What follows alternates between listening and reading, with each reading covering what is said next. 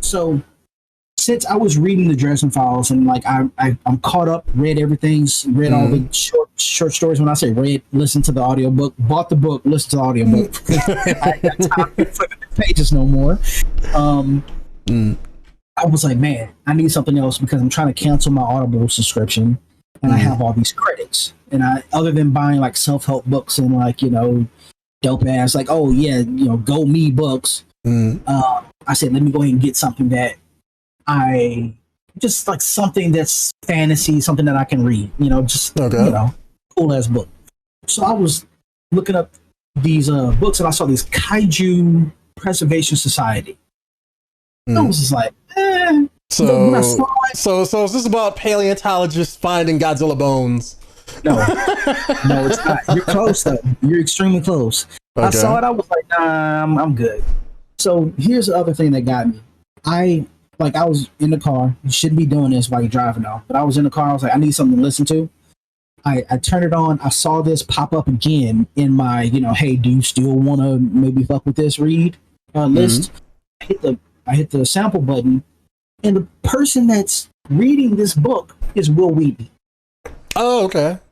Wesley. Like, yeah. Now, anybody who's a Will Wheaton fan, I'm not necessarily a fan, but like anybody who like, knows him, he did the audiobook for Ready Player One. Arguably one of the best video game isekai books or whatever that's been written recently, you know? And that wasn't even a recent, I think that was in 2015, which actually, it's funny enough, predicted a lot of stuff when it came to Oculus.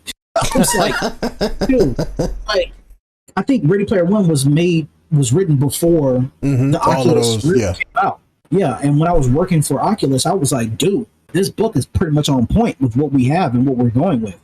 I'm almost thinking that the Lucky Palmer or Palmer Lucky or whatever, the dude that created Oculus, was probably getting a lot of his shit from this book. So anyway, I enjoyed Ready Player One to a degree. It kind of enjoyed Will Wheaton's voice to a degree, but at the same time, like the way he does women sucks. Like he doesn't do women voices. Everyone has either a higher pitch, I mean not a higher pitch, but like a higher excitement voice or a lower excitement voice, but they all sound like dudes. And that's the only thing that irritates me. Like if you listen to the Dresden Files, James Marshers does women well. Like he does women like with an actual kind of woman-ish voice where it's like they all have different characters. So, but anyway, I went ahead and bought it. I was like, fuck it. Let me just go. I need something to listen to. Dude, this book, so good. Okay. So good, dude. I am not even, I'm probably on chapter 6 or 7 out of like 20-something chapters. And I'm already waiting to listen to the book again. That's how good this book is. I'm like, dude, I damn near want to just be like, okay, fuck chapter 7. Let me just start at chapter 1 again and just listen to it in one sitting. Because it's good. Well, I hope it stays good for you. I hope you don't get to the end and it drops the ball some kind of way and then it changes your mind about the book. Yeah, me too. The writing, great. There's good dialogue in this book. There's funny ass parts. There's callbacks. Is it quippy dialogue, like back and forth quippiness? Because a lot of people don't like that a whole lot. No, it's not back and forth quippy. It's more like, you know how you're in a conversation with some really good friends and you can make a joke on the spot based off of what somebody says, but the conversation keeps going and you both laugh. That's the kind of dialogue.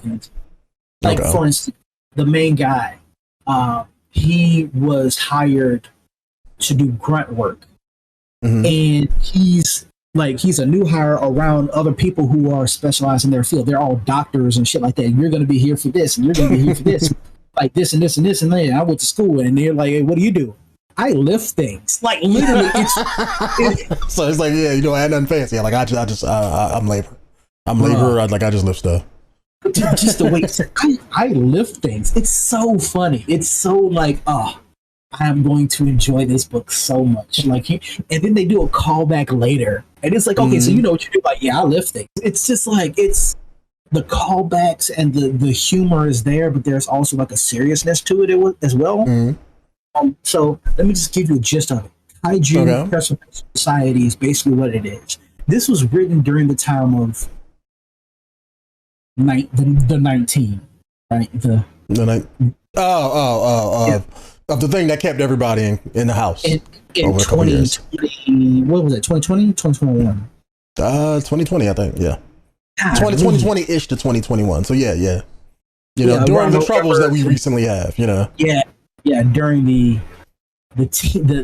Korans of the teens where we're in our house, where we couldn't leave and 6 foot, get away from me, don't breathe on me, I'll knock you out type thing. So it was written during that time, so you will have references to that, but those references don't, like, you can kind of tell it's like whoever wrote it was probably like someone who was like, wear your fucking mask thing, but like it doesn't throw it in your face.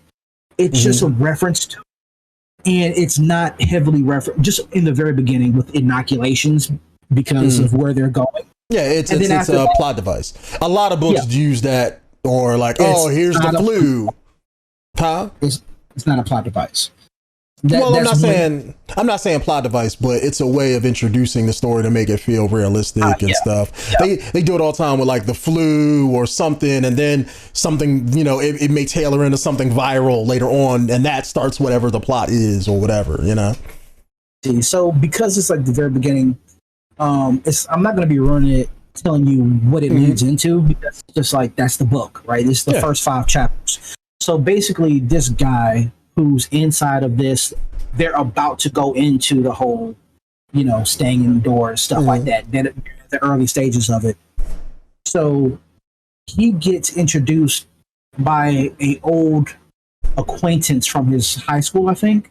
And he tells him about how he's losing work and stuff like that. He needs money. He was like, well, we need we're one man down on our team. You can join us. And he gets to this place, and it's top secret, covert. You know, no one's supposed to know about it. Nobody can ever know about it. And it's a 6-month stay. It's 3 months. It's 3 months out. I think it's 3 months out and then 3 months back or something like that. So they stay like gone for a while, and they have to come back to the, you know, to the rest of the world and chill for 3 months, like a deployment or something. Exactly. So he's basically going to be his right hand, like his grunt. He's going to be doing all the heavy lifting. I forgot what they call it. Like, I can't really compare it to any book or movie, but you probably would. You know, like if this was Jurassic Park, you have all the scientists that do their sciencey things. You have that one guy that's like, I basically pick up stuff, lift stuff. You know, I'm the one that pulls the trigger to like launch the catapult that will stun this dinosaur or whatever. Like, he's that person. He's like in Jurassic Park, you had the hunter guy, and you had the rest of the world scientists or tourist people, and then you have somebody there to assist them with the things they can do. I get you. That's what he does, and he's a nerd on top of that. So there's a lot of references to like Jurassic Park and all this other stuff, and to the Godzilla movies, because I'm waiting to see how kaiju's come in. But so this so this is what happens. So they all get onto this plane to Iceland. Okay. Iceland is green, isn't it? Greenland. Yes. Greenland. Yeah, that's the other one. Yeah. Okay. Yeah. Fuck, that's so stupid. Iceland is I know. It's ice. It's like, who the fuck? Who mixed the file up when they was doing that shit? It was like whoever it was, they had dyslexia. You know, like one motherfucker was probably like, fuck y'all to fire me, nigga, and then he takes the sticker off and bop, handle that, nigga. Like, and then, cartographer was an asshole, you know? It was like, Greenland. Yeah, Greenland. This is Iceland. It's like, okay, but that's wrong though. I already named the other one. It ain't coming off. This is permanent ink. I can't change the map. And I ain't drawing this shit over. There you go. They go to Greenland and they go to this facility. And this facility takes them down into like an elevator or whatever, into this giant place. And then it opens up into this other world. It's like basically another version of Earth. So like a portal in the center of the Earth type thing? It's they have a nuclear facility. I forgot what they call it. What do you call those things? Power, like a nuclear power. What's nuclear plants? Yeah, not like a nuclear plant. I forgot what they call it, but basically they have this nuclear generator or whatever that runs this plant. So essentially what happens is all the little nuclear explosions and stuff like that happen. Oh, you mean like a particle accelerator? No. No, this is like a nuclear thing. Like, okay, when they were doing nuclear tests and the bombs and shit like that. So what ended up happening was, and what they explained was, Godzilla did show up, and it happened. They had 3 different sightings that happened to America because of the nuclear testing. Other countries who had nuclear capabilities, when they did their testing, they had kaiju sightings. Oh, so any country that experimented with nuclear bombs created big fucking kaijus. They didn't create them, no. They didn't? So what happened? What happened was, they were coming from a different dimension, like from an alternate Earth. So every time they tested out a nuclear bomb, it was breaking holes in reality. Damn. It was creating this small little like film-like tears in our reality, and it would link it to another universe. So it's not like you can just step through. These kaijus feed on nuclear energy. So that brought them through so they could feed on it. Yeah, they were looking for food. Godzilla came through to America. They chased it, went into the ocean, fucking died, sank to the bottom of whatever sea. So that was an actual thing. And then the Japanese got a hold of that information, and they made Godzilla. They made the movie. Okay, I see what you're saying. So producers made that shit. So Godzilla was real, and that they're putting out everybody, trying to say it was all in a movie. Yeah, I get you. Yeah, but see, they wasn't trying to do that. They just heard of the story and they just made the movie. And then they had 2 other kaiju sightings based on the nuclear testing. Russia had some of theirs. Damn, I'm not even supposed to say that country out loud.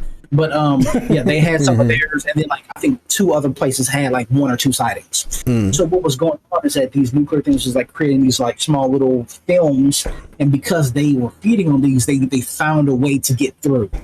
So what all the different countries did, they came together and made this secret. And they made Jaegers. No, they made the Preservation Society.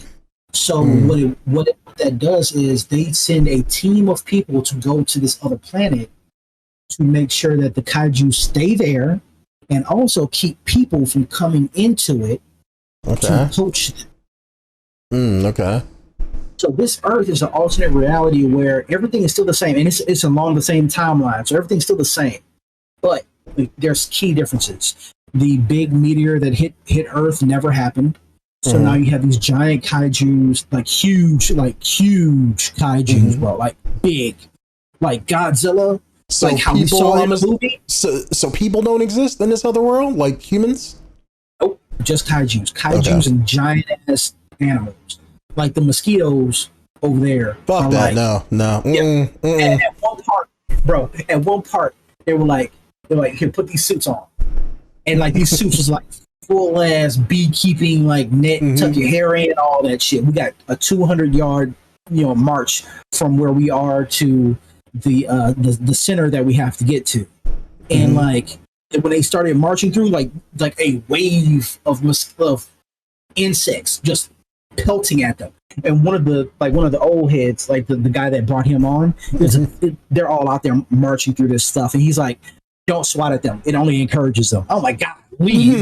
It's so many. So how big were the mosquitoes? Were they there were just millions of them. There are a lot of them. Oh, okay. So they were saying it's only the ones that you have to worry about next to water that you'll have to deal with. And he was like, well, how big are those? Because these are pretty big. But how big are those? Okay, well, let's just say it like this. You won't have to swat them per se. You have to punch them. God.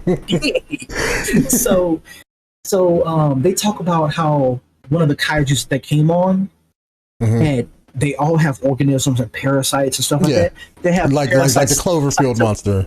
Yes. No, bigger. They have parasites the size of Rottweilers.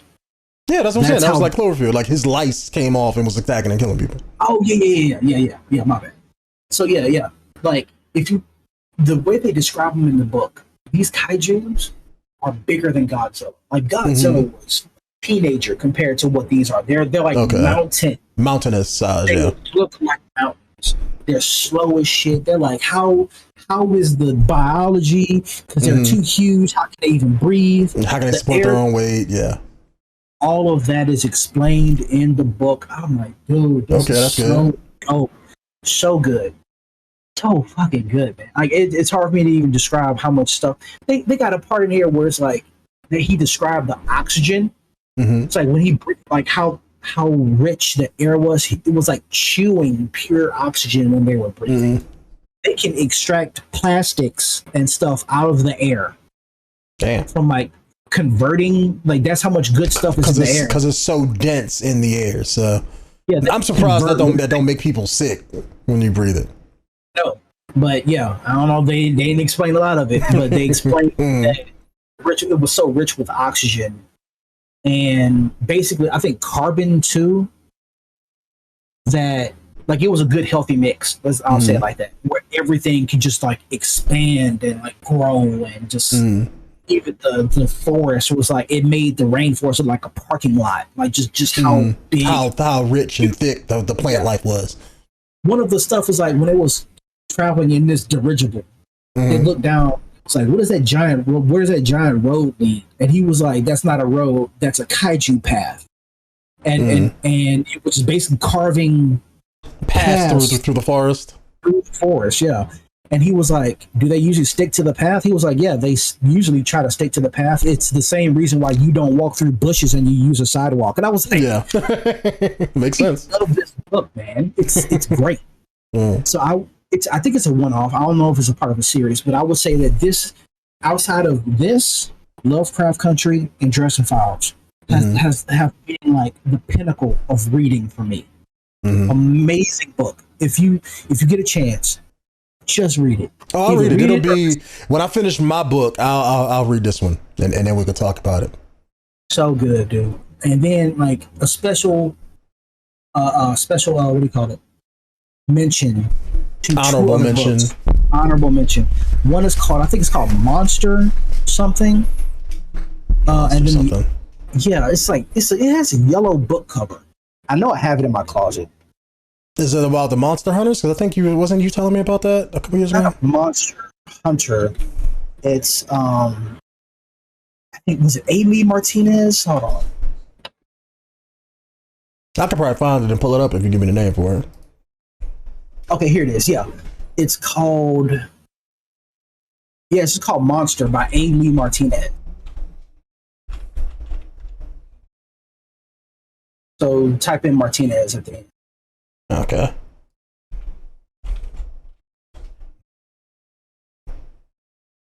Or you may have to do it in Google. You probably got it. I found it. This one here. Yeah, I remember you showing me this one. Yes. This is basically Monster Hunter. Okay. There is a agency, kind of like the agency that goes out and get stray animals and stuff like that. They get stray monsters. So the first chapter starts with a chick who works at a grocery store. She finds a Yeti eating all the ice cream in the frozen food aisle. Like just sitting there eating it up. You leave him alone. Let him eat that ice cream. Right? So I forgot, she calls somebody, like some cleaner or something like that. And the agency sends him to go get this monster. Oh, also the guy that is a cleaner or whatever that goes and gets this monster, his girlfriend is a succubus. It's a good book. I like the book. Okay. Same author also wrote, I want to say it's called The Automatic Detective. Let's see if I pull that up here. This one here. There it is. So this is basically take Futurama, but put it in the 1950s. They had like zoot suits and the hats and stuff like that. The noir period and all that. It's a noir book. So the guy used to be a, what do you call those steel beams? They have a name. He used to bend those. Girders? Yeah, girders. Yeah, he used to bend girders and stuff like that. So you're saying this book has bender? Basically, yeah. He used to be a bender robot, right? Out of an automaton, is what they call them. He used to be that. I think he killed somebody by accident or something like that. He was supposed to be decommissioned. Bent them 90 degrees. The opposite way. So, you know, just call. He's like, oh, what's your name? They call me Bane. I don't know why. He was supposed to be decommissioned, so now he's on some kind of probation. But he's also a private investigator, and automatons aren't really seen as people in this world, so they don't get a lot of respect. This dame comes in. She's asking for help. I think the next door neighbor is like inside of a domestic dispute situation with whoever she lives with, and like the whole thing, like it's a murder crime noir style book. But so he gets drawn into a story and has to solve and figure things out. He's a fucking robot. Like, so he's looking at stuff through, you're reading the story from his point of view. So he sees people as human flesh bags, and he would say that this chick would be pretty attractive if he wasn't a robot. You know, and it was just, it's a really dope story. Like between this and Monster, I mean, this is like he's batting 2 for 2. Like he has some other stories in there, but they weren't really my thing. These two really good reads if like you have the chance, and they're really like just one-off reads. Okay. They didn't take anything. All right, I might check that out. I got to read the other one first, that Kaiju one, because if you're saying how good that is, I got to check that. I mean, I'm into Kaijus. I like Godzilla. Been watching movies since I was a kid, so I probably love that book too. You read Ready Player One? It's on par with that. It's on par with Ready Player One. It takes you to another world. This world has its own physics, has its own rules, and you're learning along with the main character, and nobody in it complains. I love it so much. Nobody complains about this. Like, they have questions, right? They have questions. But it's like when they get into weird situations, they still have humor, and it's like, dude, I love that they don't panic. They're just in these situations. They take time to panic, and then they move on. Yeah. This is what you do. All right, I'll check it out. So good. Okay. All right, YouTube, if any of you guys have read any of the books we talked about, let us know what you thought about them down below. And if you guys want to see more videos like this, let us know. Yeah, I want to know what y'all read. What y'all out there reading that's something similar to this that you think we may like. I would love to hear. Oh, yeah, that's it. Reading suggestions. Yep. But we'll see you guys in the next one. Later.